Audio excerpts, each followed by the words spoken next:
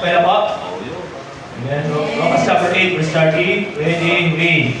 Moreover, whom he did predestinate, them he also called, and whom he called, them also justified, and whom he justified, them he also glorified. Patuloy po tayo nakatayo.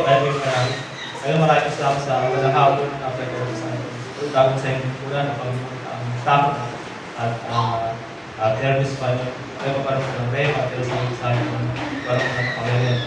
Paabot po kami po. Ito po sa panalay po sa Marcos. Amen. So, ang tema po ay glorification po. Ang title ng sermon ay Secured in God. Ito po ay sulat ni Apostol Pablo sa mga talatay sa Roma na naisang iparating sa ni Apostol Pablo na kung ano ang kalalagayan ng mga mananampalataya. Kung saan sila tinawag na lumakad na kapal Kristo. Hindi yung literal na kapal. Ibig sabihin yung kalooban na sa kanilang buhay.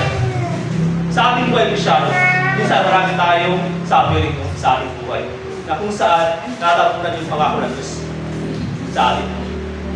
Nagiging sentro yung mga problema sa atin. Dapat maging sentro yung buhay sa atin, yung pagkatao sa atin. Dapat yun. Yung nga lang kasi nagiging sentro yung mga sufferings, yung mga hirap, yung mga pain. No?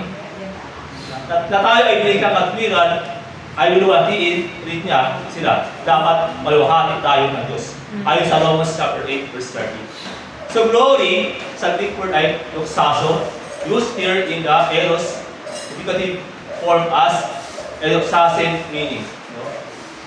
Glorified. Yung glory dito ay naka-past tense, no?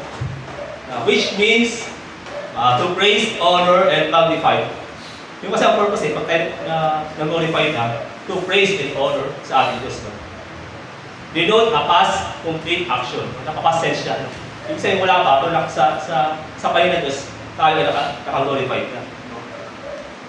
According to Romans chapter 8, verse 30, a believer chain of redemption.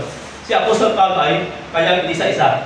No? Una yung, we are predestinate, no? Which is to shape like Jesus. Tayo tinalaga na dapat ay lumakad na katulad ng Kristo. Hindi dapat sabi ng Apostol Pablo. Pangalawa, we are called. Tinawag tayo sabi ng Apostol Pablo. God reaches out to draw individual to Himself through the gospel. Na dapat tayo ay mangaral ng Ebanghelyo.